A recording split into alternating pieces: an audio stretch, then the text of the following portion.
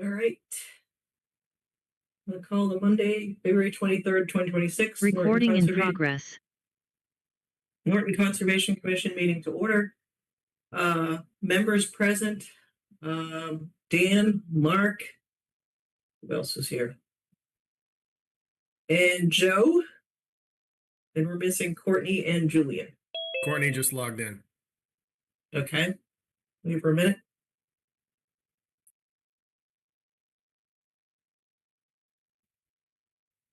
Okay. First item on the agenda is the meeting minutes from 2/9. Anybody have a chance to look at those? Any comments, questions? No comments from me.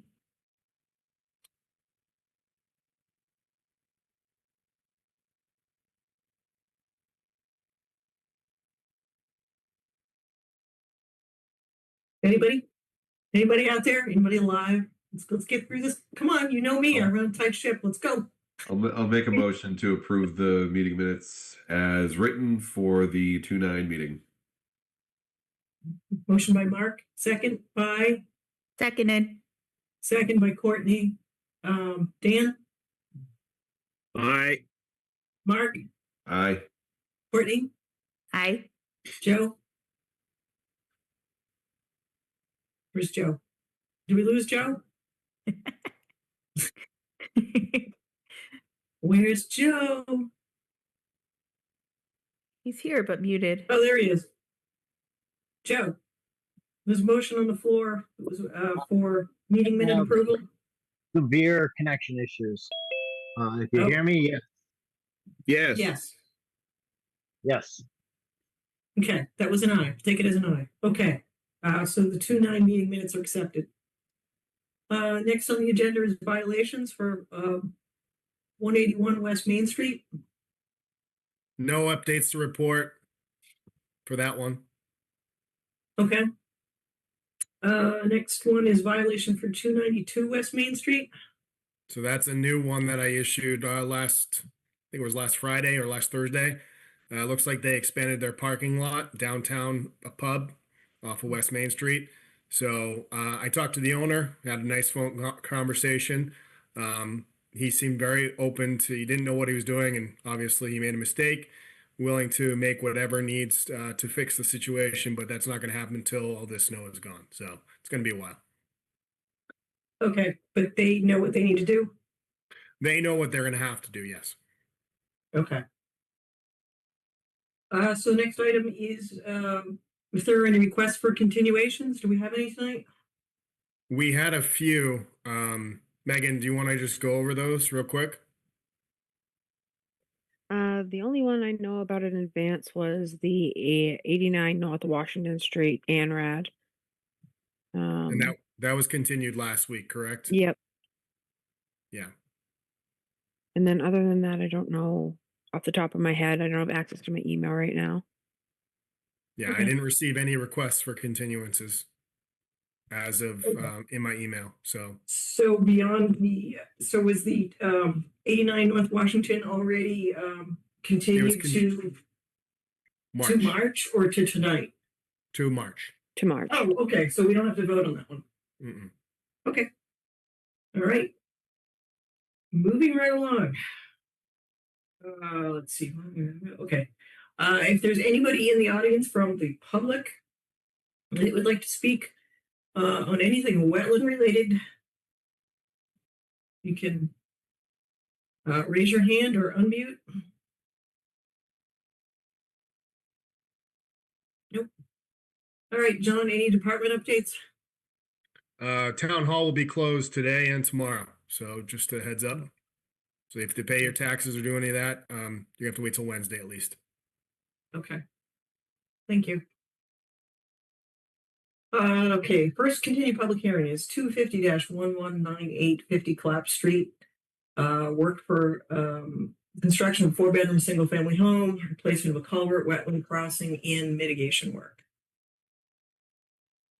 We have a representative. Is that you, Josh? Yes. Okay. Can everybody hear me?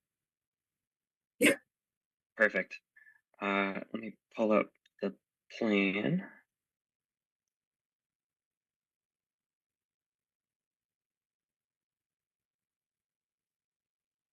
You guys see that? Now we can. Yep. Yep. All right, perfect. So again, Josh White from JDE Civil, representing Cam Eisner for this project. There just a couple minor changes that we made from the last meeting. First, we added some more callouts for the different materials of the driveway where part of it's paved and part of it's gravel. So we added more callouts along it so you can see the difference. And then second, we changed the wording of the snow removal, snow storage area. We changed it so the areas are snow storage areas. So the snow is to be stored in those areas. And they don't conflict with the stormwater BMPs that we've added from the last revision. And they're out of the 100-foot buffer zone from the wetlands.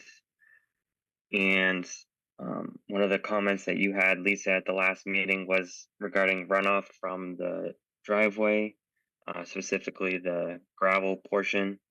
So we added a 2-foot gravel strip on both sides of the driveway. So they'll grade down to the existing grade and provide 2 feet of gravel.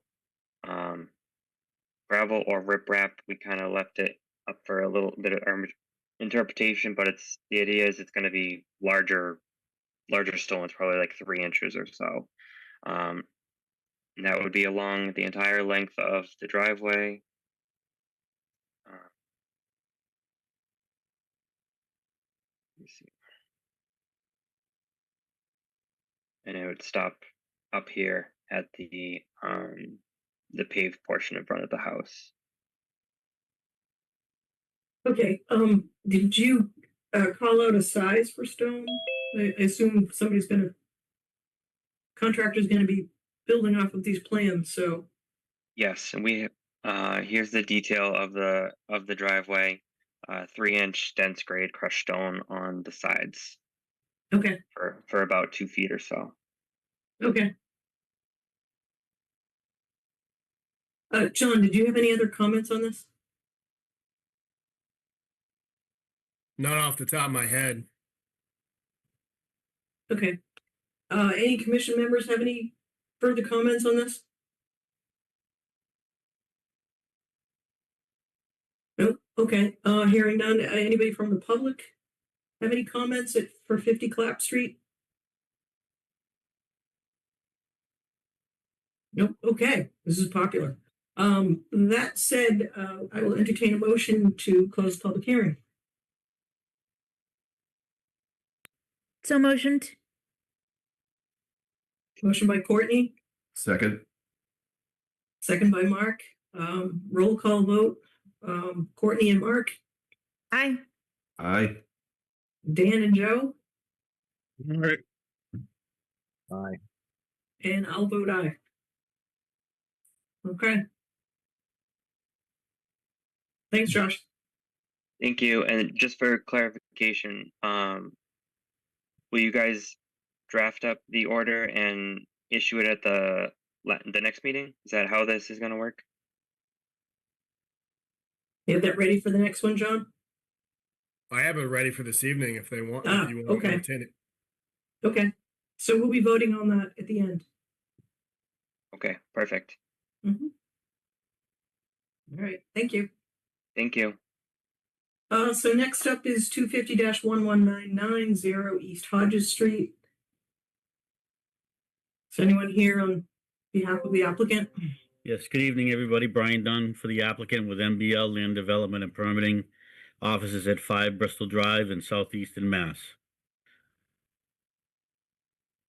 Brian, you have sharing capabilities, so you can share your screen if you need to. Excellent, thank you very much. Let's go to sharing, because that's where the magic happens, right? I thought it was in the office, but sure. Good answer. Okay. So members of the commission, last time we were here, there was some discussion about the crossing and the temporary crossing. What we did was we went out and had our surveyor stake out again the center line and both sides of this crossing so that you could clearly see where the temporary crossing is going to go. And where the excavator is going to access the mats to get to the upland area of the site. We also, in one of the emails, it was requested for us to stake out the buffer zones. We also staked out the buffer zones, and those stakes have blue flags on them, and the erosion control limits have orange flags on them. All the stakes are clearly marked what they are. For your review as well as John's review, as well as the contractor, and whether or not one of us from MBL will be on site to witness the installation of the mats and so on and so forth. It would be my understanding that we would be there because we're going to be doing the test pits anyways. So one of our staff members will be there on site to make sure that the excavator and the equipment stays in the mapped area of this temporary crossing.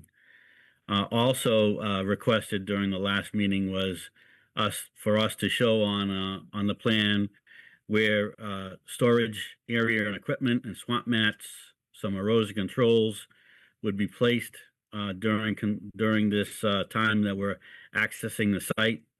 So we chose an upland area outside the buffer zones, close to the front of the lot, which also gives an area for the equipment to pull off the road and park over here, outside the buffer zone.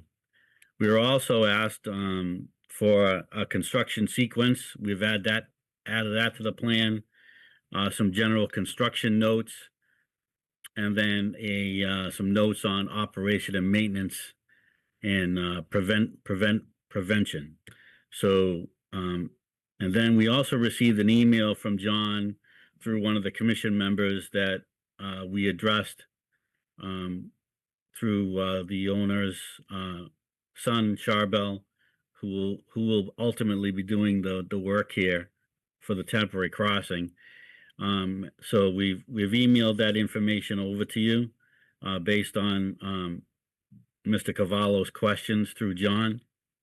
And so right now, I think we've addressed everything that needed to be addressed so far so that we can get this order of conditions issued so we can file for the perk test applications and get some dates from the Board of Health to do this in the winter and frozen conditions. Lisa.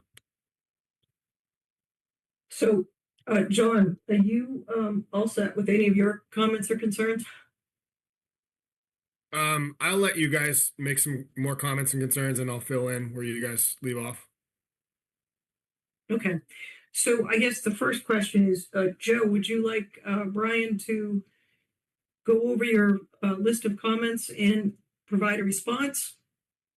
Please. Okay, if you could do that, please, Brian. Okay, so I'm going to read the email that was sent out to John and to Joe and members of the commission. So there was some questions about the excavator swing radius. So the response was the proposed excavator will have a 0 tall swing model. While the upper structure rotates, the swing occurs above ground level and remains within the defined construction envelope. There will be no tracking and disturbance outside the approved temporary access road limits, and approximately an 18,000-pound 0 tall swing configuration requires less clearance to rotate than a conventional tall swing machine, such as an 8,000-pound TB 235, thereby reducing the overall operational footprint. Number 2 was the mat installation. Well, hold on, excuse me. So once you give us a response to the first one, I want to make sure Joe is okay with that response if he doesn't have any follow-up questions. So we'll take them one at a time. Thanks. I do have a follow-up question for that, Brian. Understanding a zero tail, that refers to the back end of the machine, which stays primarily over track set.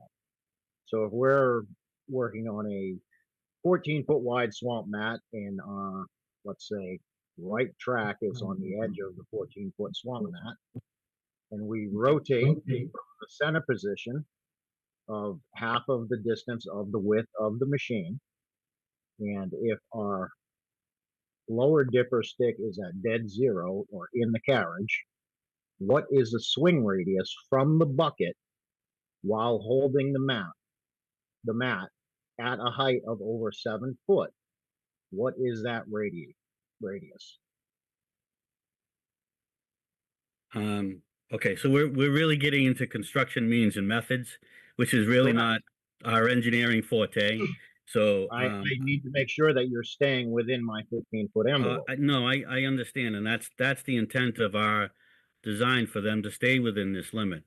And for us to And be My on site. question is, I need to see the engineering data that will provide you that you will stay within this envelope. Okay, so hold on for a Major- second. So is Charbel, are you on the call? Because this isn't really an engineering matter about how construction means and methods and the swing of a bucket and so on and so forth happens. You're So it's holding really, the mat, so it's you're really, exiting. it's really a construction's means and methods type of a thing. So it's not really an engineering matter. But I understand your question and I want to try to get it answered. So Yeah, hold I on a think what second. Joe's trying to make sure of is that we know you can only take your best guess as an engineer. We are trying to make sure that you can construct this within the confines of what you're asking for, and that it doesn't end up a wider envelope and there's more impact. That's our concern. So, I mean, that said, if there are some things that you just can't answer at this point, I would suggest that we add a condition that says the contractor is going to come in and provide this detail, this level of detail. If you can't figure it out now, we'll just condition it. Okay, that's fine, because I think that one of the things was that if the commission is not normally, in favor of the swing kind of a situation, that the applicant will have to put down the mats as shown on the plans and only use that area and not do the swing method. So if that's the way we want to condition it, then that's what we need to do. Okay, so it sounds like for that first one, Joe, perhaps we need to add a condition to that effect. Or condition either that, or we'll have to survey the trees in there to make sure that all of this can stay within the confines. To make sure that this application through this roadway, to make sure that we're operating within those confines. That they're Okay. So, And if I may, through the chair, we specifically went out there and located trees in this area, and also made sure that this was the path of least resistance of resource area alteration, which includes trees. So this was specifically mapped out for that reason. And I think I remember saying this at the very first meeting that we had. So we didn't just like arbitrarily pick this location of the path, members of the commission. This is a well-determined way and access to get to the upland area with the most minimal impact to the resource areas. right, I think we understand that point. Joe's point is, once you add that swing radius with the mats on top, taking into consideration the route, is it not that it's a viable route, but is the route sufficient? Is the width sufficient? Is the clearance envelope above sufficient? That's the point he's getting to. We understand that, like, on foot, this makes the most sense. But from a construction equipment, is it going to result in additional impacts? I think that's where Joe's going with this. And I'm saying if we do not use the swing method, there will not be additional impacts. They will stay within the limits of the erosion control and the limit of work for this temporary alteration. Okay. So perhaps Hi, that's this how is we have Charbel. I to. was unable to unmute. I don't know why I was having technical difficulties. Just let me know what questions you have. Okay, I'm sorry. Can you identify yourself for the record, please? My name is Charbel Latouf. Okay. Will you be performing the work? Yes, I will. The excavation work. Okay. So, so Joe, we can either condition it or, and if they come back that it's insufficient, they have to open up a public hearing again. Which I don't think they're gonna go that way, so, Let's say, my concern is with this, pitch polling method or shuffling method, that you're gonna exceed your envelope here. And without the proof in an engineering state that, I'm struggling with this, so, in my opinion, if you're going to attempt this, you need to go back to the original plan with using the proper amount of mats and not having to, you will not exceed the area. Your overlaps are correct, your spacing is correct, your impact is approved. And also, I'm not sure if this plan, using the swing method needs to be refiled with Mass Wildlife. Because I'm assuming it has changed since the submission. No, if I may, through the chair, the plan has not changed. With the limits of the work that was shown on the original submission, it still shows all of these mats going down at a given time. And the limit of alteration has not changed. So everything that was filed with Natural Heritage is the same, except for the staging area and the construction sequencing notes that we added per the last meeting. So all of this area here that I show on the plan and the number of mats and the spacing and everything has not changed. On the original plan, it was 33 mats, if I stand correct. And you had overlap. And I still see on this plan, it does state there's overlap. So if you're using 3 mats, your overlap still doesn't work for the plan provided. Correct? so. Joe, is your preference then the original, which showed them I in think that line is and not replaced? the most minimalistic impact would be the original way. Yep. And it would show the most stability because all mats would be connected, bolted through with the proper number of bolts and assembled as a system and not as a individual unit. Because if you're using 3 mats, how are you bolting them together as a system? Okay. This is a system design. So Brian, what was the switch from the original to this? In the number of mats, if you could remind me. The number of mats, I'd have to go back to the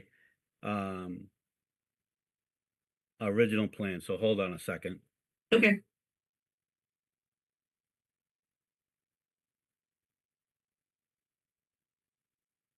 So if we go with that original system, it sounds like there's not the issue of the swing radius every time reinstalling them. Is that the point, Joe? Correct. It's staying within the envelope and protecting the wetland and stream crossing with basically an assembled road that is engineered as a road. Okay, so unless there's a reason, we would probably default to the original that just shows laying of the mats once, which is the least intrusive, so impactful.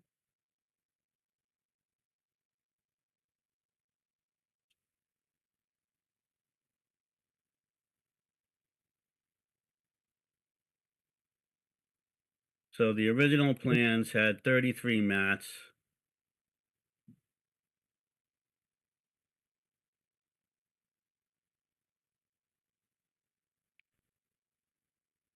And then the current you're showing is how many? Well, we took the number off because we were going to use 3 to 4 mats overlapping. So, so the original was 33 mats, and then the new one does not identify the number of mats needed because we were going to just use, like Charbel stated before, Mhm. 3 to 4 mats and overlapping and then picking them up and rotating them. But if that's Okay. not what the commission wants to, put in as an order of conditions, then we have to go with the connected number of mega decks, which would be 33. Okay. Sounds like that's where we're headed. Let's move on to the next comment. Before we get to the next comment, Lisa, I just have a couple comments Mhm. for the applicant. I know my understanding is that you're going to have these test pits inspected by the Board of Health agent. Is that correct? Yes. And I talked to the Board of Health agent the other day, and he would add some concerns and questions surrounding if you're not going to go with the 33 mats all at once, how are you going to get water across the area? And enough water to do all the perk tests that you plan on doing? And also, how is he going to get out there and get away, basically, to when he's done for inspection? So, I think the 33 mat, just strategically and logically, is the only way that you're going to be able to get the Board of Health agent out there. So I just want to reiterate that as well. Understood. So you technically answered the question. So Okay. Thanks, John. So the next question? Or comment? that John well, had? the next question was about mat installation. So Okay. so that really does need to be answered if the commission is going to condition it. Yeah. Because we already went over the size of the mats. We described that. And then the equipment, we already discussed what kind of equipment we're going to use.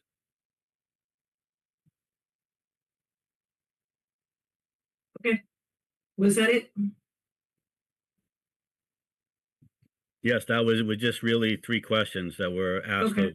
of us through Joe and through John. So, that said, Joe, are you, all set with this? Providing that we condition the 33 mats, Okay.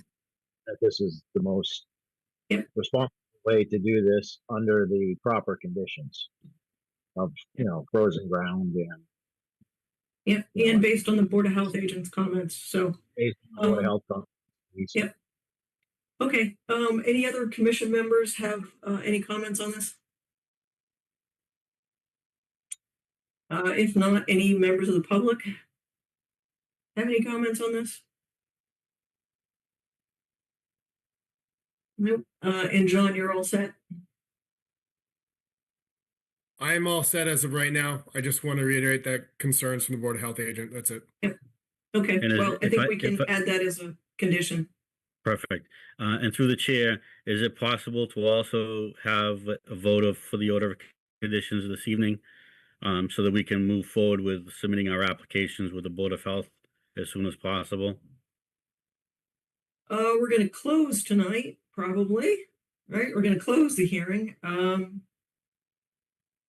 But you're gonna owe us a plan set that's reverts back to the other plan set, right?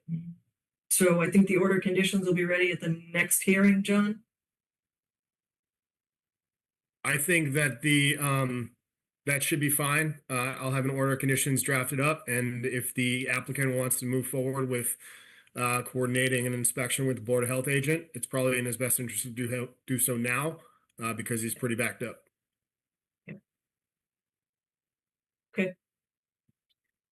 All right, I think we're all set with this one in terms of comments and questions, so I will entertain a motion to close the public hearing for file, where the heck am I? 250-1199.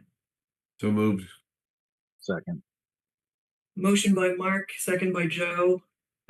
Roll call vote, Mark and Joe. Aye. Aye. Courtney and Dan, Aye. and I will vote aye. Thank you much. Okay, Right. thank you so much, everybody. Thank you. Bye now. All right, the next public hearing is file 250-1200 for 9 Germain Way. And it's a project for a single-family house, associated grading and utilities within the buffer zone. Do we have anybody representing the applicant? Yes, Gregory Bonovitz, Board of Land Engineering. Okay.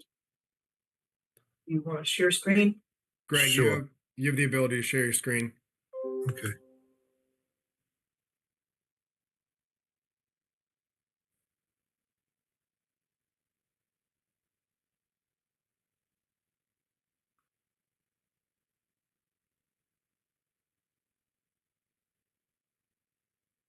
All right.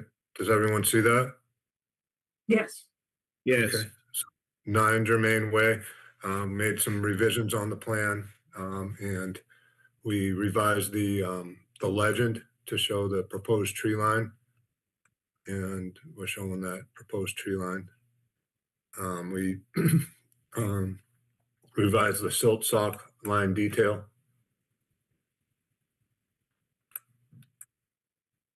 Give you a chance Okay. to look at it for a second. Yep. And we're also put on a split rail fence detail. Just keep it on that for a second for you to look at it. Okay, so your sediment control line will be converted to the split rail fence line, is that right? No, there's two distinct lines of sediment control. I can show you when we go over to the plan view.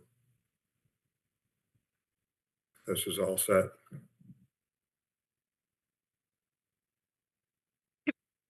Okay. And so here's the plan view. The sediment control remained where it was. We just updated the detail. That's where the sediment control was approved on the subdivision line, subdivision plan. And that is currently in place.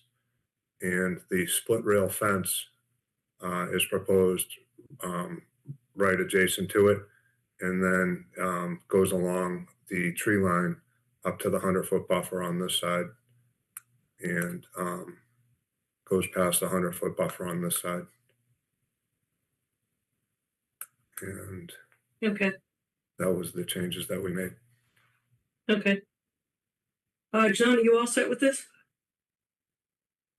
Yes, I think I'm all set with it, as long as the commission is. Commission members have any questions, comments? Any members of the public wish to comment on 9 Germain Way? Okay, hearing none, I will entertain a motion to close the public hearing. So motioned. Second? Motion by Courtney, second by Mark. Roll call vote. Courtney and Mark, Aye. Aye. Joe and Dan, Aye. and I will vote aye.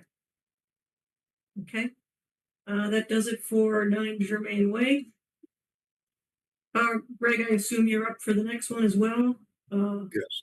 Next hearing is for file 250-1201 for 27 Germain Way. Okay, so 27 Germain Way, Lot 4. We made similar changes to the plan. The proposed tree line has been updated. The silt sock detail has been updated. And also the split rail fence detail was added. And the location of the split rail fence has been shown on the plan right along the easement line. So here's the easement line, and it's just coincides with the proposed split rail fence. Okay, so I think we talked about this last time. Your sediment control line there was dictated by the subdivision plans. That's why it's on the other side of the drainage easement. Is that right? Yes. Okay. John Thomas. I have nothing. Okay. Any members of the commission have questions or comments? No. Okay, this is fairly straightforward. Anybody from the public have any comments for 27 Germain Way? All right, hearing none, I will entertain a motion to close the public hearing for file 250-1201. So moved. Second. Motion by Mark, seconded by Joe. Is that Joe or Dan? Me, That was Dan. Okay, Yeah. Dan. Roll call vote, Dan and Joe, I, Courtney and Mark, Aye. Aye. and I'll vote aye. All right, next, public hearing is for file 250-1202 for 25 Germain Way. You can take it away, Greg. okay, lot 5 is right next door here, so I'll switch over to that sheet. Mhm. Similar changes again, the proposed tree line and the legend, split rail fence detail, and the silt sock line detail, and location of the silt sediment control is per the subdivision plan previously approved. The proposed split rail fence goes along the drainage easement line and past the 100-foot buffer. And that was all the changes. Okay, girl set, John? I'm good. Okay, any members of the commission have any questions or comments? Any members from the public for 25 Germain Way? All right, hearing none, I will entertain a motion to close the public hearing. So moved. Second. Motion by Mark, second by Joe. A roll call vote, Dan and Joe, Aye. Mark and Courtney. Aye. Aye. And I'm really sorry, guys. Somebody's screaming for help outside my house. So I need to go see what's happening. Hope you're okay. Okay. And I will vote aye. Thanks, Greg. Okay, thank you. Have a good evening. You too. So, John Thomas, do we have to wait? Do we have to wait for Courtney to get back? Yeah, maybe we should call the police. Do you think? Well, she said she's gonna go outside real quick, so I don't know. We have a quorum. All right. Let us move on to the last one of the night.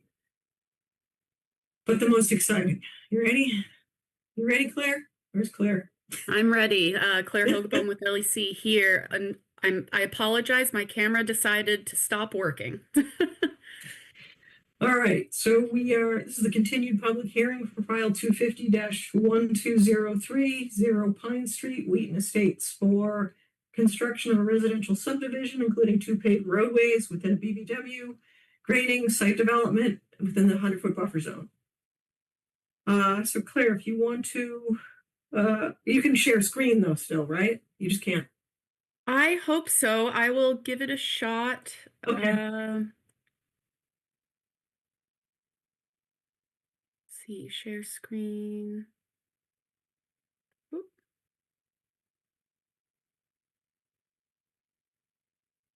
Can you all see the plan set with the proposed conditions? Yes. Excellent.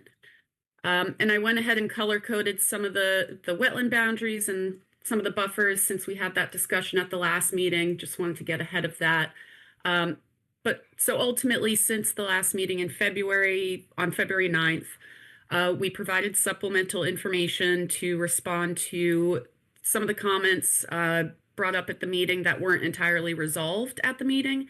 We don't have revised plans before the commission at this time. The engineer is continuing to update the plans to respond to peer review comments for stormwater and incorporate the commission's comments from the last meeting as well. But ultimately, what we wanted to do was submit what we could respond to for the commission so we could continue the discussion, confirm that any of those comments are addressed, or if anything else needs to be addressed prior to the next meeting with the revised plans. But what we will expect to put in the revised plans includes the updated siltation controls, And the applicant, instead of silt socks, would like to install silt fencing along the entire limit of work. So that'll be updated on the detail sheet.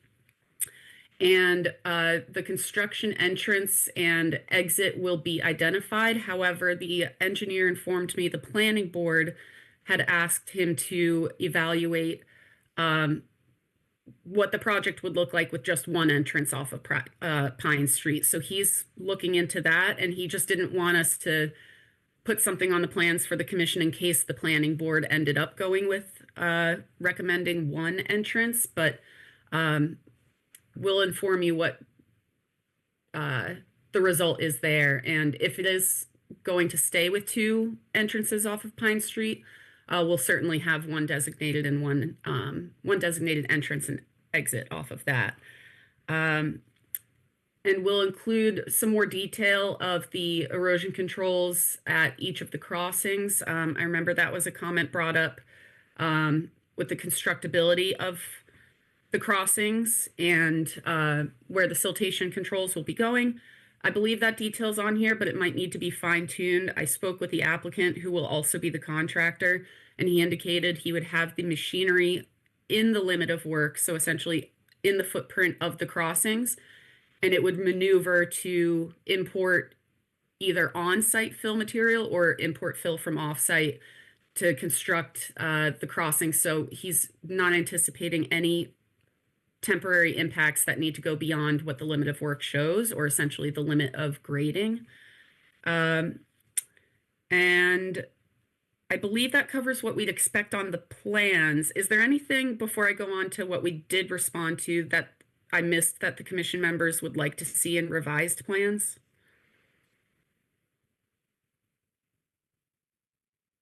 I do have follow-up comments on this that will influence your plan, so I think we should save those till after you go over what's been updated since the 9th, since February. Okay. Yeah. Okay. The other comments that we addressed include de-icing question for snowstorm, which we're all experiencing today. I went through the drainage report prepared by the engineer, and they prepared a long-term pollution prevention plan to be implemented by the HOA. And at the end of that document is a note for snow and ice removal, and that will allow sand and salt, but no chemical application for any snow removal. So that's indicated already in their long-term pollution prevention plan. Hold on a second. Go. Yep. Hold on. The word primarily is not going to cut it. So we're going to have a long chat about O&M and how this is implemented by the homeowners association at the end, towards the end of this discussion today. The word primarily is subjective, so I'm going to ask you to strike that.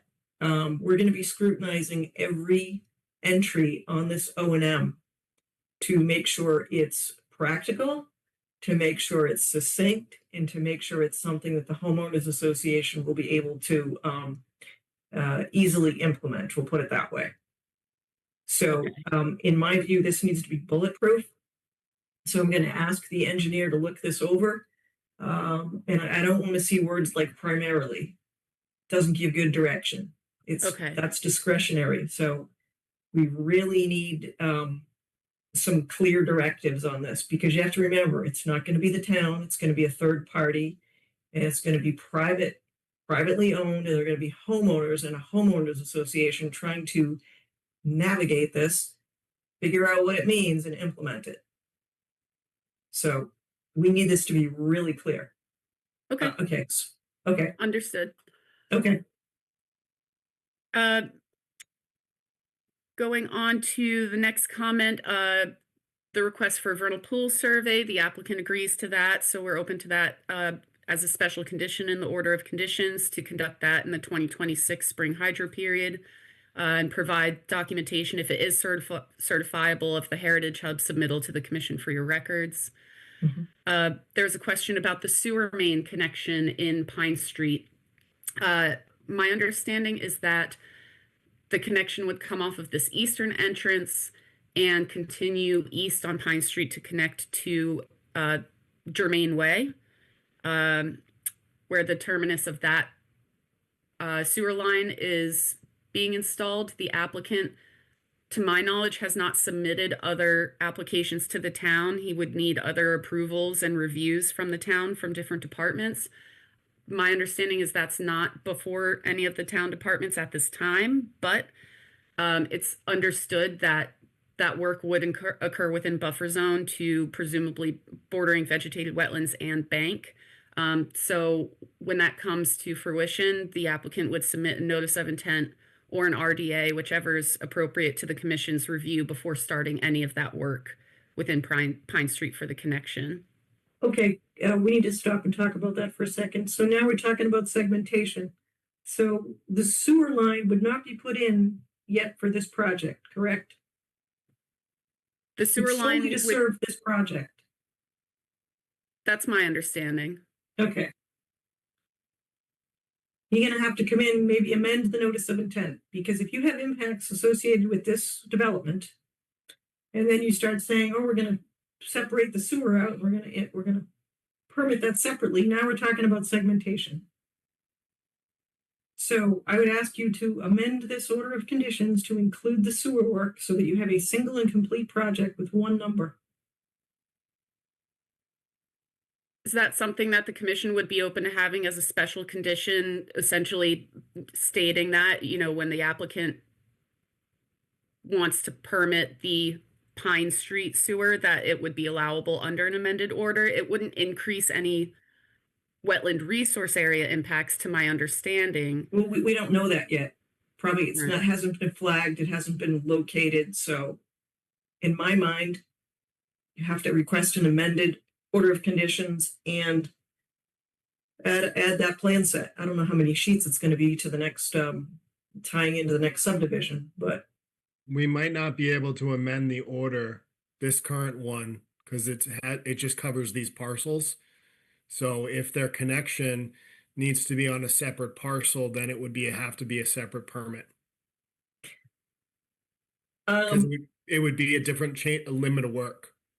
but it's in Pine Street, right? Yes, it's in Pine Street, but if the connection is on another parcel, like say it's on Germain Way or something like that, and that's what they're tying to, I don't know. If it's on a separate parcel, then for instance, it wouldn't. Basically, I think the town of Norton would have to be on the permit because it's there right away for Pine Street Well, as the owner, as the owner, yes. right. So I think if they did it as a separate, if they did it as a separate filing, I think that they could do it that way. But it has to be accounted for in this order of conditions or its segmentation. If it were serving other residents of Pine Street, I could see that.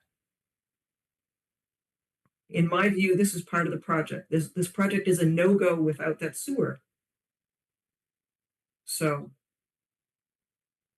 we will have to get creative on how we put together a condition for it then. Yeah. It's doable. I think I could work something, and I think we have permitted it in the past separately, but I'll have to look through our files. Okay, but it's got to be tied to this project somehow. Right. Okay. I believe that gets me to the last point that we were able to address in this response to comments, which is the values of the 3 Mile River ACEC. We provided in the supplemental information that the importance of environmental resource and open space preservation and management is identified as values in addition to unique biological value, public health benefits, significant wetland resource areas.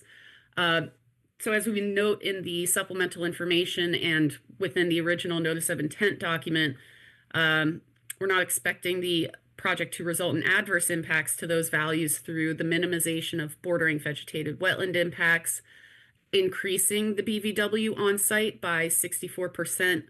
I'm sorry, that might even be a incorrect.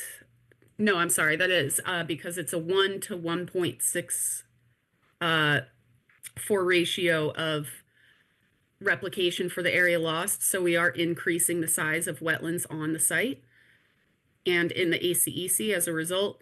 We are implementing low impact development, which is a recommendation in the ACEC designation document, through proposing this cluster development, which would allow preservation of the 24 acres of open space, which also includes the natural heritage area polygon that is highlighted partially in the southeastern portion of the site in yellow here. The open space will also include riverfront area, a portion of Rumford River, this vernal pool in the southern portion of the site, and forested upland and wetland habitat as well. The applicant will file a deed restriction prohibiting any future wetland resource area impacts in perpetuity on this cumulative property.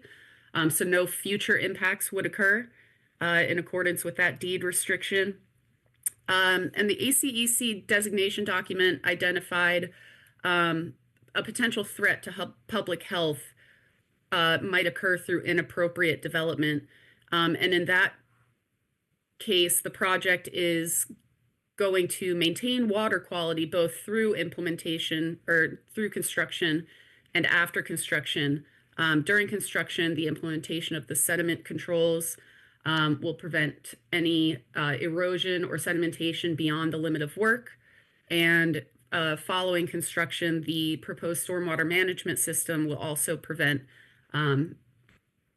any impacts to the water quality or groundwater quality outside of that area. So I believe the project has been designed to take into account the values that are indicated for this ACEC. And I just had a few other notes to go to unless the commission wanted to pause to talk about that as well. I do have some comments on the ACEC and the relationship to this subdivision, but if you want to continue, that's fine. Sure. It was just a few other notes that I just didn't include in the write-up and was informed after the fact. I was informed by the applicant that at the last meeting, I did misspeak about the electric connection for the homes. He did confirm that there will be subsurface propane for the homes. He indicated that the propane tanks would have to be installed 10 feet off of the building foundations, and they would be approximately 10 feet wide. So at the outermost limit of these tanks, they'd be 20 feet off of the foundations. And as you see on the plan, I'll just zoom in a little bit to make it a little easier to see.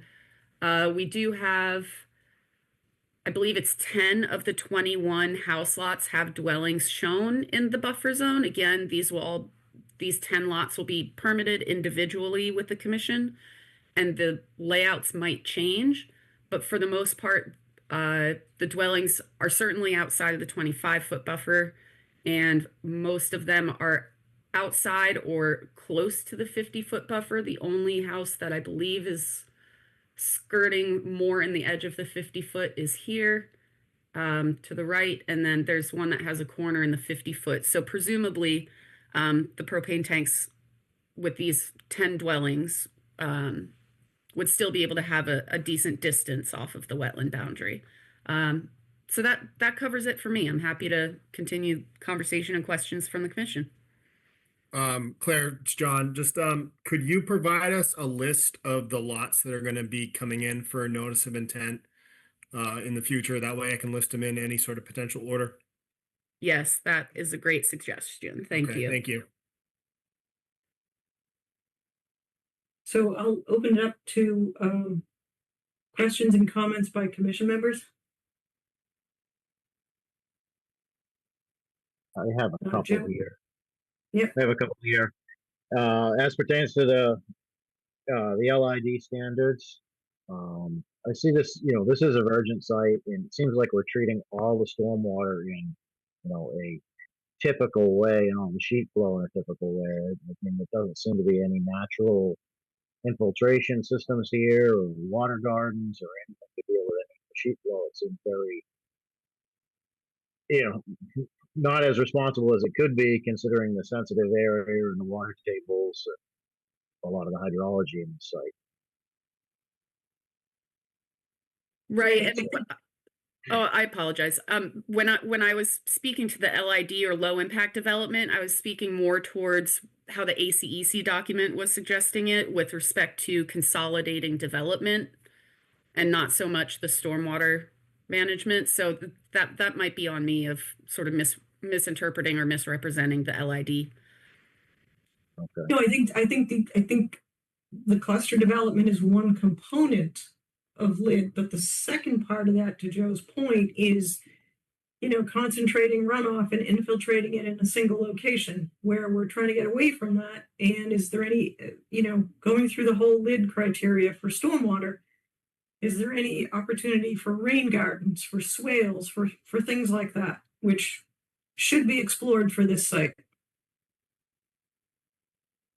So I might want to pass that note along to the civil. What LID factors in terms of stormwater have been explored for this site? So Lisa, nature-based solutions, is that what you're looking for? Something along those lines?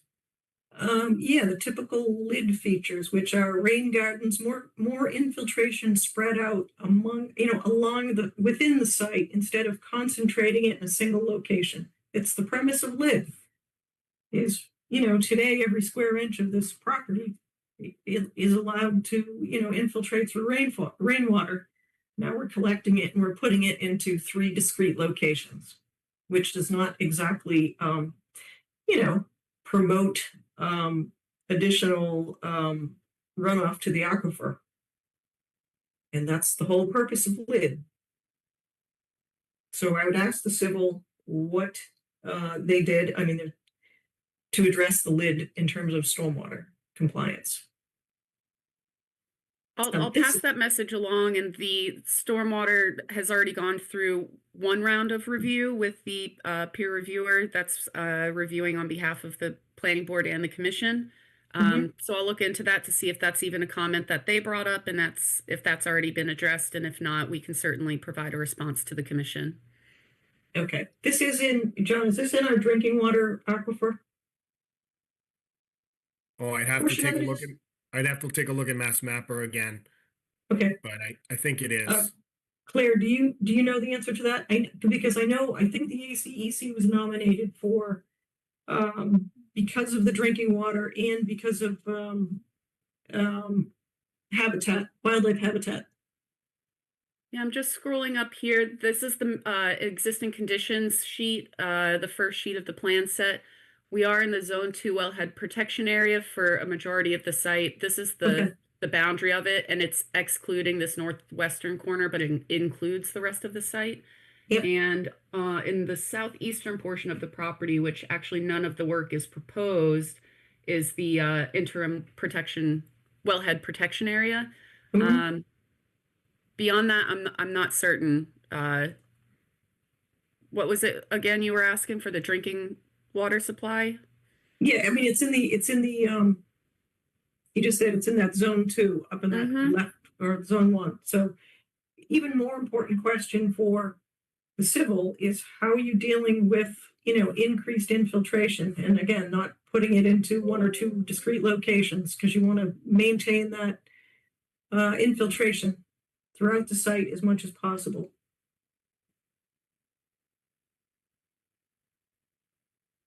Okay, so I'm sorry, Joe, did you have any other comments?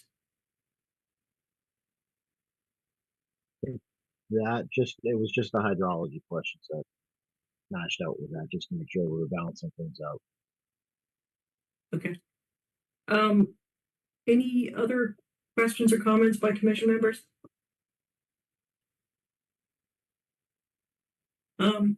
So I do have a couple of questions and comments in general. I appreciate what you've done to date on this. I think, you know, the work in the ACEC and the impact of the wetlands is at the discretion of the Conservation Commission. You know, first we're supposed to avoid impacting wetlands in an ACEC. Then you need to minimize, then you need to mitigate. That said, I don't think enough attention was paid to the wetland crossing itself. Now, if you can go to that plan sheet that shows the dual pipes. Now, I understand that We don't have a stream crossing. I also understand that we're not in priority or estimated habitat. But what concerns me is that one of the values of the ACEC is wildlife. Now, the priority habitat limit is a line on a piece of paper. Does it really end right there? We all know it probably doesn't. And again, because the ACEC is valuable to wildlife habitat, I would think at a minimum that those crossings, granted they're wetlands, be open box culverts there and not individual pipes. Again, in the spirit of the ACEC, number one, and number two, again, you're going to have homeowners that are going to be responsible for the upkeep of this site. And those single pipes are known to clog. They're known to have sediment accumulation. We both know that the homeowners association is going to be hard pressed to know, oh, I have to go and maintain those pipes. Where are they going to get the money? So I would rather see an open bottom box culvert at both of those crossings. And then one thing, the grading, if you can zoom in on the grading at, I think it's road C. I believe that's this one The here. I could proposed actually, grading. I could go to a different sheet that zooms in a bit better at each of Yep. the roads. Here we go. So if you can zoom in there, I was really looking carefully at this grading. And is there a wall going in? No, the applicant considered a vertical retaining wall. However, the impacts to install that would have been even greater than what is proposed, which is just grading at a 1-to-1 slope, and on each side of the road will be riprap on that 1-to-1 slope. Is that shown anywhere, that riprap? Yes, there is a cross-sectional sheet. Let me just continue down here. I believe this is the roadway crossing cross-section here. So the riprap is shown on each side. Okay. So let's go back to plan view for a second. Some of that grading looks real funky to me. I guess it's 1-to-1 along there for the riprap, but then it kind of comes to a point, which is not normal. That means you need a wall. So where all those contours start to converge onto a single point, where did I see that? On the left side there? Right Yeah, here that's where kinda- my cursor is over? Yeah, that's almost physically impossible unless you extend the riprap almost like into a wing wall shape. Because what you're doing is you're converging all those grades. I would ask your civil to look at that again. So It's- just so I understand it, it's not so much where it's tight here because that's representing the 1-to-1, but what you're Right. talking about is this area here, right? Right. See, they're all converging almost onto a point. And I think I saw it on the other road too, which is, Okay. it's a very creative way of showing grading, but it doesn't work. Okay, so you're suggesting perhaps the riprap should be in, at least more clearly defined on the plan view of how far the riprap extends from each side. Right. Because I think Okay. the grades are a little, I won't say disingenuous there, but I don't think you're giving the contractor any space. Grading shouldn't come to a point, right? We know that. So I think the riprap's a little shy there. Okay. And then you can check the other crossing as well. So the last question we had, and again, you really need to explore the use of box culverts here. In the interest of the ACEC, even if it's common wildlife. May I ask And- a question about that? Sure. So that is something I would want to talk to the engineer about because of both of the roads are only going to be elevated about 4 feet, maybe as much as 5 feet above existing grades. I just would want to ask them about, would a box culvert even be feasible with the subsurface utilities that would go beneath the road?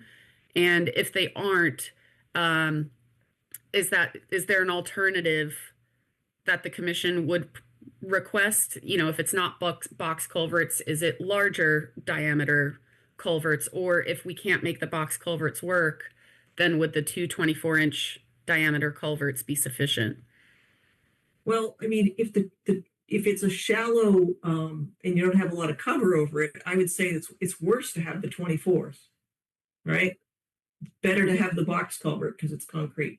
But anyway, that's my opinion. Oh yeah, see the grading on that road B too. See how it all comes to a point I on do. the other side. We call that cheating in the real world because we just kind of shove those grades in. But realistically, you can't grade. The contractor can't make that work. So I would ask you to extend the riprap in those locations. It's not realistic. I would say that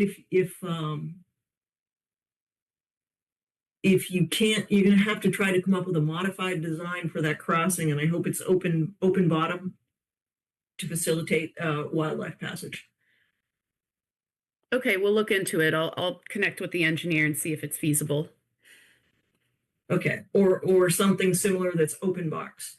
And then where's John Thomas?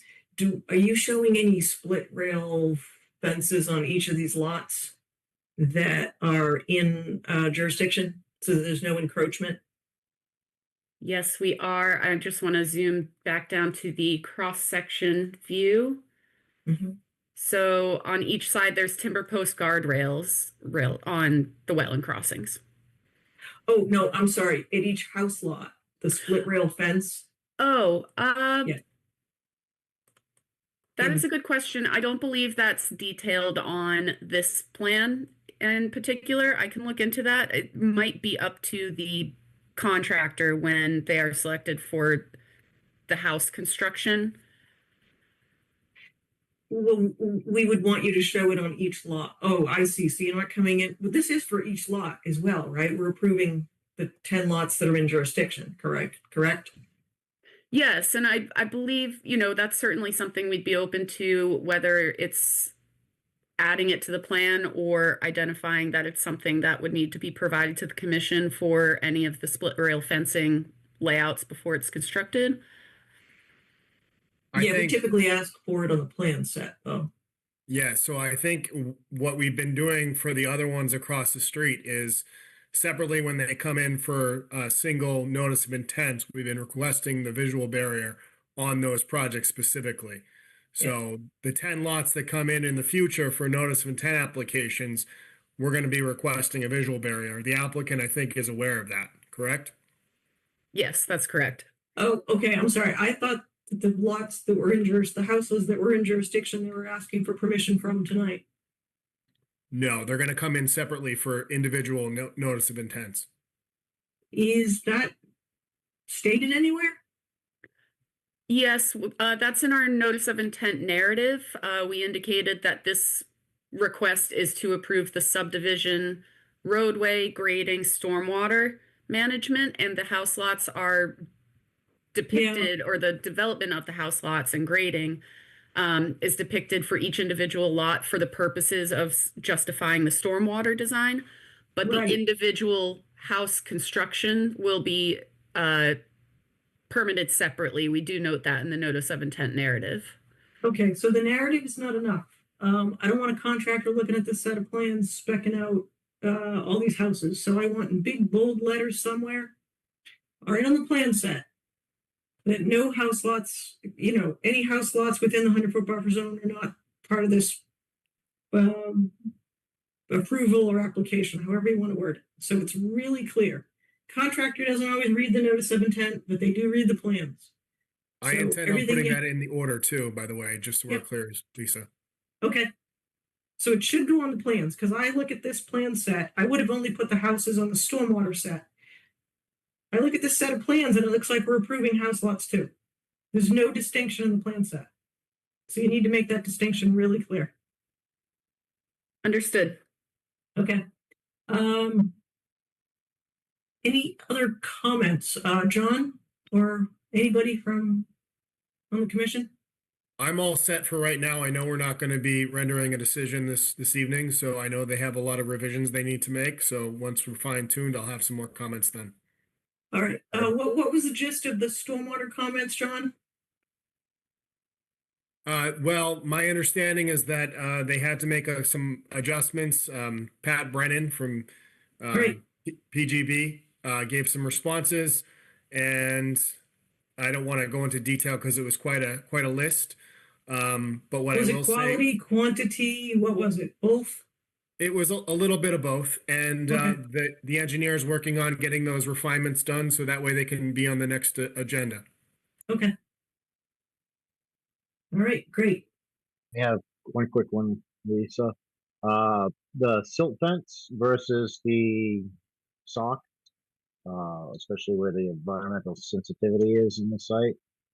Does it change anything for wildlife or migration or in time frame? I know we're asking for a vernal pool study, but does it become a roadblock?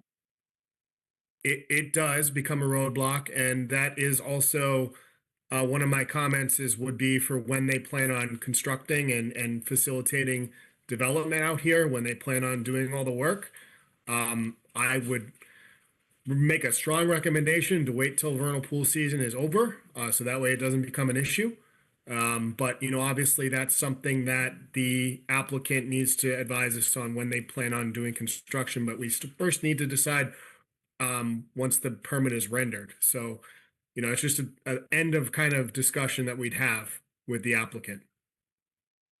So the other thing is, it doesn't have to be a be all and end all. We don't have to have all silt fence or all, you gotta think outside of the box. So perhaps the answer is the compost filter tubes or the, whatever you're gonna use, is in that corridor that we're actually staring at right here on both sides of the vernal pool, and everything else is a silt fence. So we can get creative. Just saying. And my other question was the guardrails at the crossings.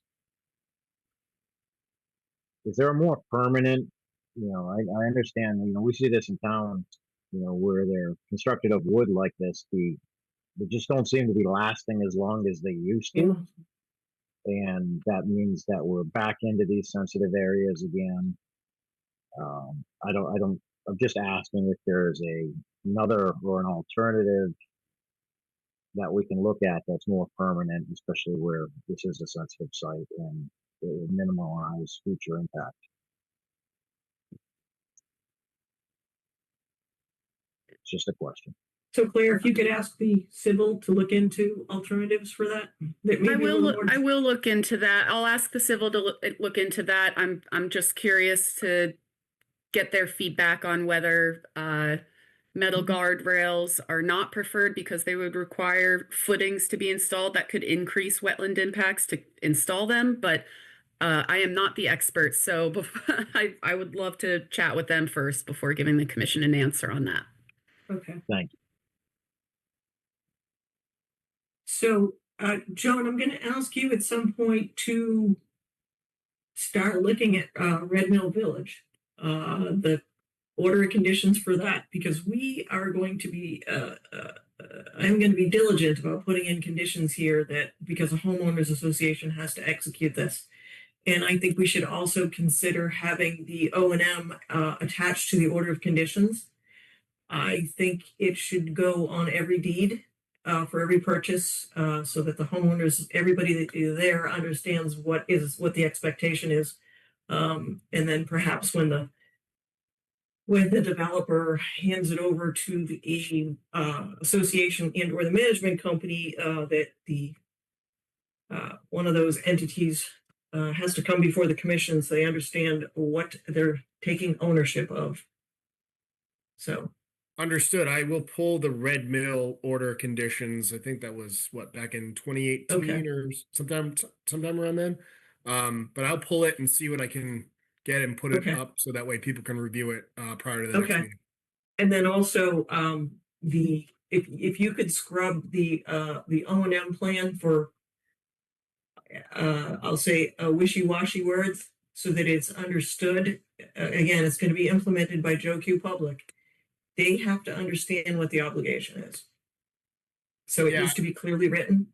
I think maybe having like a guideline set up of what the O&M is going to be, like a short-term version of it, because the challenge that you run into with residents, and they're not going to want to read the whole entire O&M. They're going to want a bullet list, and I think maybe that's kind of what we would need for them, just to have of what their base, like a 1 to 2 page bullet list for them. But I think Red Mail did one like that, so I'll pull that together too.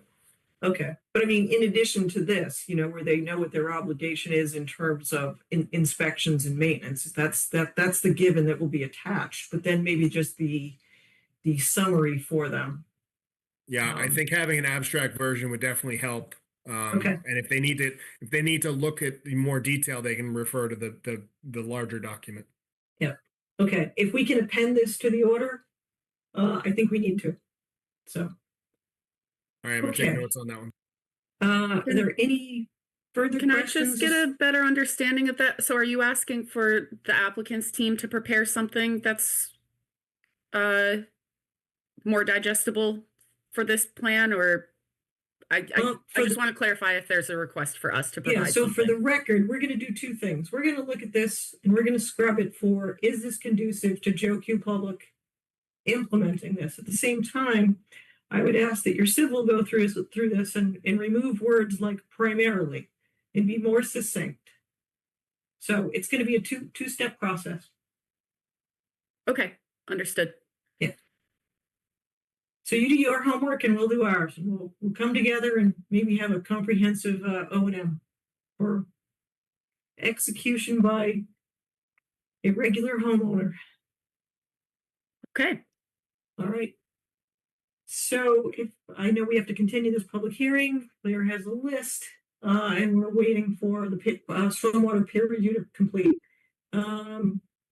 With that said, I will entertain a motion to continue. Oh, I should say, ask if there are any questions from the audience and the public relating to 0 Pine Street, Wheaton Estates. Okay. You have a hand up, Lisa. Sorry, There's a didn't see that. Bob B, could you identify yourself, your name and address for the record, and ask your question? Yep, this is Bob Butler, 133 Pine Street. Just have one question. On the underground fuel tank, so now we're gone from electric back to an underground propane tank. Is that allowable in ACEC, wetlands, wellhead protection area? Like, is there concerns there, or is there special permitting needed?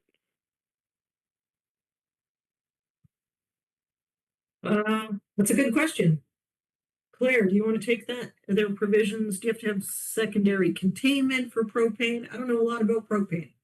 Anybody want to field this one? I will admit, as a wetland scientist, that is not my area of expertise either. Okay. To my knowledge, under the Wetlands Protection Act, it's subject to the commission's jurisdiction if it's in the 100-foot buffer zone and in their jurisdiction. But to my knowledge, there are no specific provisions or performance standards for a tank, oil tank or propane tank associated with that. It certainly would not be going in the wetlands itself. We would not be installing these within the bordering vegetated wetlands. Again, they would have to be set 10 feet off of the foundation of the house, and we have no homes within 25 feet of the wetland boundary. So I don't foresee an issue with that affecting the wetlands themselves. So again, I don't believe there's any specific permitting required for those with the commission. And from my review of the ACEC designation document, I didn't see anything very specific even to guidelines or restrictions on house development and what's, a specific component of that. Their values are associated with water quality, groundwater quality, wildlife habitat, and resource area protection. So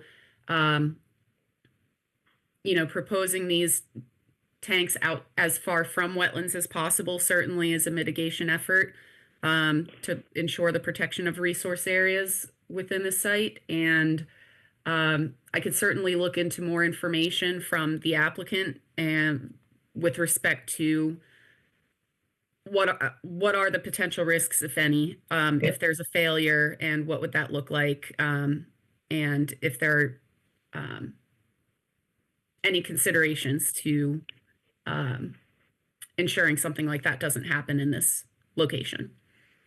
Yeah, that would be appreciated, Claire, even for my own benefit of, I guess, subsurface propane tanks as a potential pollutant source. Now, that said, is there, I mean, I'm just looking at the layout now, is that, you said it has to be 20 feet from the foundation.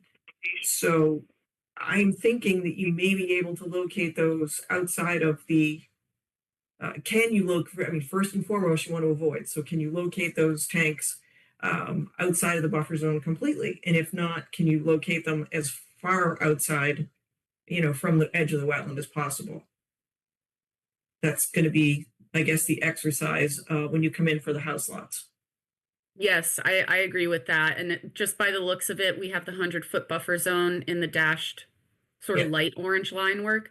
A majority of the houses, again, from my not being an expert on this, appear to have space outside of that 100-foot buffer, except we do have one, definitely two. This house is currently shown entirely within the 100-foot buffer, and potentially three that it's a little tight. So I at this time can't really confirm that it's a definite possibility that all of these houses would have it located outside the buffer zone, but I do appreciate the suggestion of proposing them as far away from the wetland boundary as possible if it works with the house design when they come before the commission.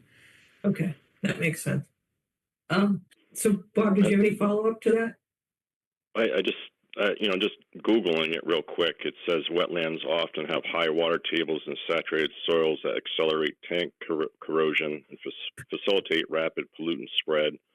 While not explicitly banned everywhere, stringent DEP permits and secondary containment are usually required to prevent leaks.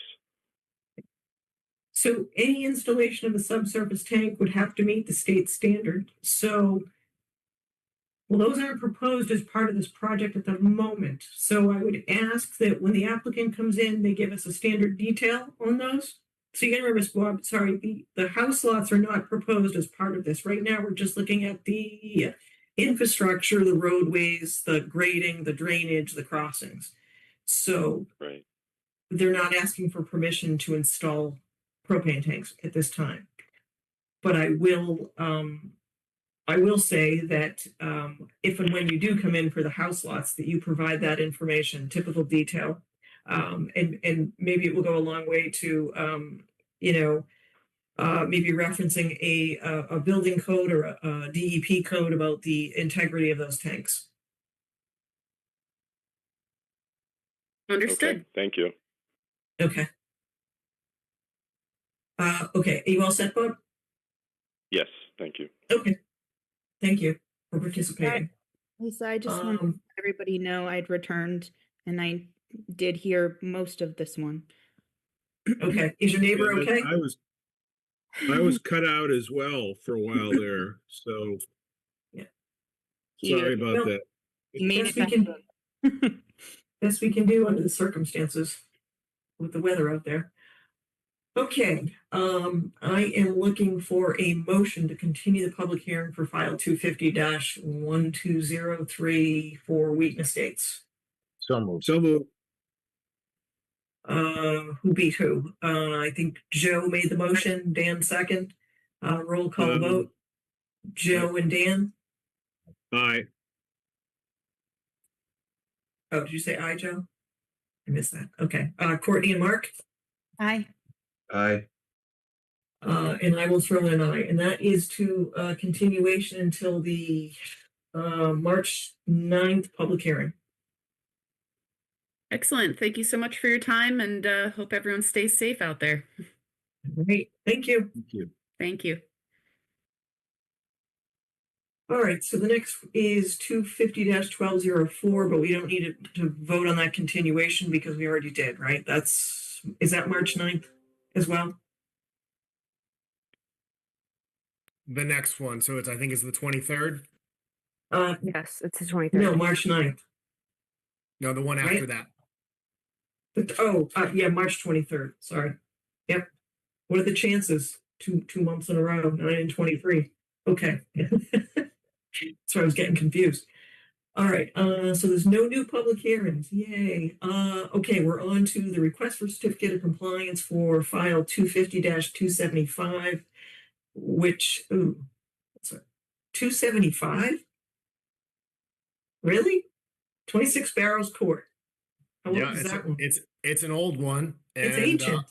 It is ancient, and I did a site review. I looked at some aerial photogrammetry as well, and it doesn't look like they have changed anything since then that we would need to take any sort of action on. Okay. They sent me over a plan from the 90s, and I looked at it, and everything seems to be in order. They haven't changed the septic system either. So they're trying to sell their house, and they're looking for a closeout for it so that way they can make the sale. All right, so I'm looking for a motion to issue a full COC for 250-275. So moved. Second. Motion by Dan, second by Mark. Roll call vote. Mark and Dan, Aye. Joe and Courtney, Aye. and I will vote aye. Moving on to, so we don't have to act on anything but the rail trail of the high school. Is that right? They haven't provided us any new information, so no. Okay. Any orders tonight? We should have 4 orders. Or Yeah, Okay. one for 50 Clap Street, one, and then the 3 for the Germain properties. okay. So let's look at 50 Clap Street first. Okay. So I left a proposed condition in there in the event that they wanted to pave the driveway. I don't know what your thoughts are on that. I thought it would be a good idea though, but I'd like your feedback on that. Which condition is that, John? Oh, let me just pull it up real quick. Okay. Let's see.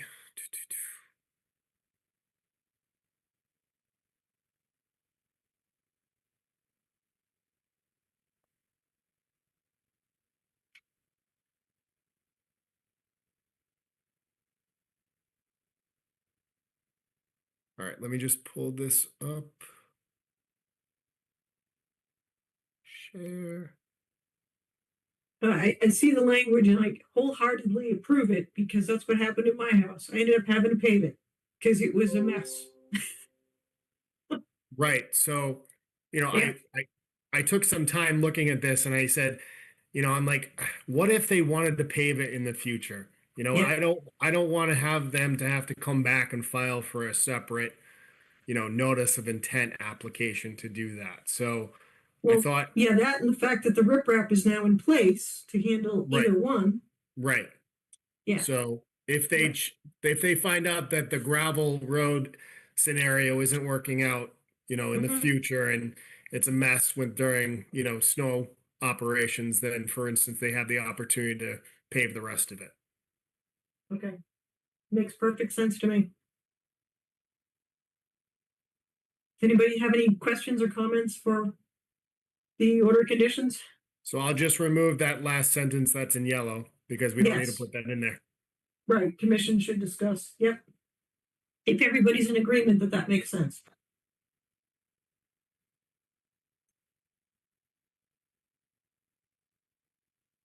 Right, so if there are no further comments on this, I need a motion to accept the order as written for 250-1198. So So moved. moved. That was a motion by Mark, second by Joe. Roll call, Mark and Joe. Aye. Dan and Courtney, Aye. Aye. and I'll vote an aye. All right, next up. I was trying to be done by 8 o'clock. I tried. You're doing a great job, Lisa, so don't worry about it. You are. I was thinking that myself. You're moving things right along. Moving them along. All right, are we at 9, Jermaine? Yeah, do you want me to pull it up on screen or are you guys okay? I have it on screen, so I'm good.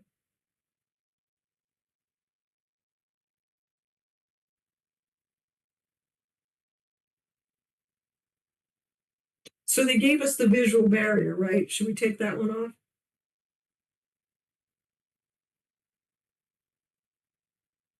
We can remove the visual barrier condition. Okay, because they provided that, right? Yep. Okay. That's the only comment I had. Okay. Anybody else? Yep, it's pretty straightforward. So I need a motion to accept the conditions for file 250-1200. So moved. Second.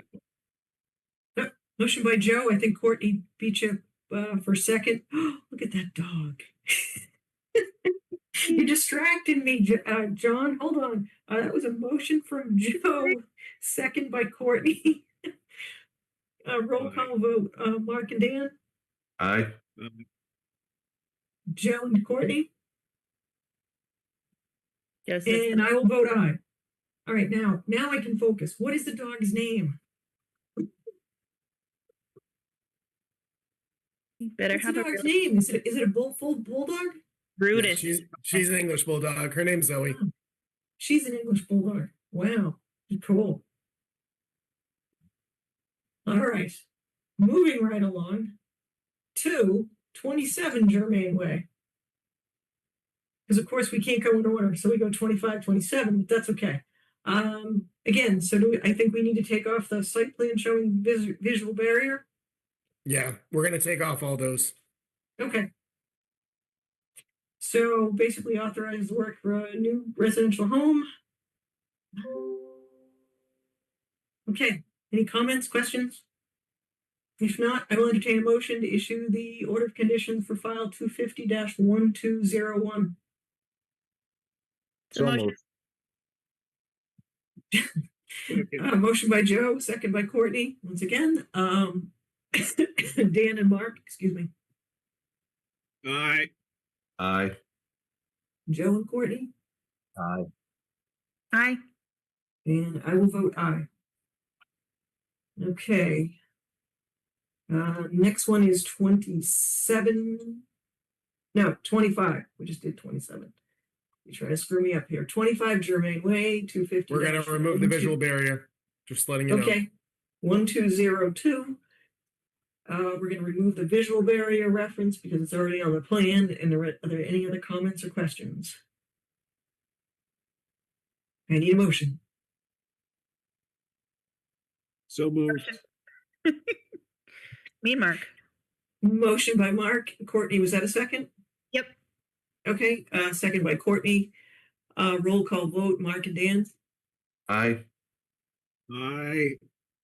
Joe and Courtney. Aye. Aye. And I will vote aye. And what's last? I think you mentioned there was another one. There were 3 orders, and I think we got through them all, right? Oh, 3 for Germain Yep. And 1 for Clap. and 1 for Clap. Is that it? That's it. Come on, I want more, John. Let's go. You know, you got to tell Norton to keep developing. That's what I got to say. So, No more development. I will be out. I will be in Florida this week, and I will return next week. So, if anybody sends me an email, I will not respond. So, feel free to reach out to Megan. I have to go down to Florida for a celebration of life for my father. So, that's what that's going to be. So, Are you gonna be able to get out? Like I'm hoping we fly out Wednesday night. So we're hoping. Wednesday night. Yeah. All We'll right. see. That timing was good then. It gives you a couple days. Yeah, to we'll figure out. see. We'll see. Mm. But yep. All right. Well, I'm gonna need roll call for adjournment here. Yep, roll call vote for adjournment at 8:07 PM. Mark and Dan? Aye. Dan Dan just votes. wants to go home. I get it. Dan, that was a yes. Joe and Courtney? Yes. Aye. Aye. And I'll throw in an aye. Am I still there? I voted out last one. Can you hear me? Yeah, we got it. You said yes. Okay, good. Okay, thanks, people. Stay dry, stay safe. All right, enjoy the snow, shoveling, snow blowing, everything. Take care, Yeah, guys. think about us when you're in Florida. Okay.